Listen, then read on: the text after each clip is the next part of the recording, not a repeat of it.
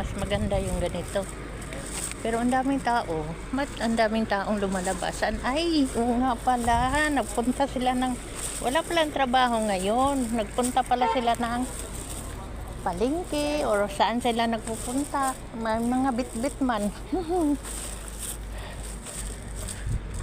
Kaya dito yung tambayan ng mga baba. Oh. Ayan. So, guys, sabayan nyo ako dito sa paglabas. Ito yung plaza nila. Oh.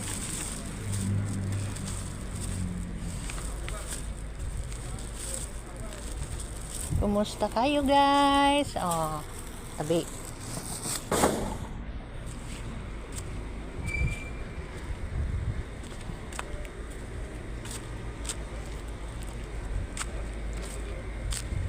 Mga kababayan ko, dapat niyong malaman niyo, bilib ako sa kulay ko. Ako ay Pilipino. Kanta tayo. So guys, ay ang ganda ng oh. Ang ganda ng nila. Maganda kasi ito, guys, yung ganito. Kasi ito, hindi talaga mabubulok itong nila.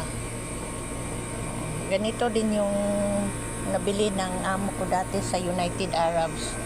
Alam mo kung anong nakalagay? Mga basahan, carpet, mga bedsheet, ganito. Maganda kasi ito, hindi hindi siya anayan ba? Anong tawag, no? Hindi siya kakainin ng anay saka mga bukbok.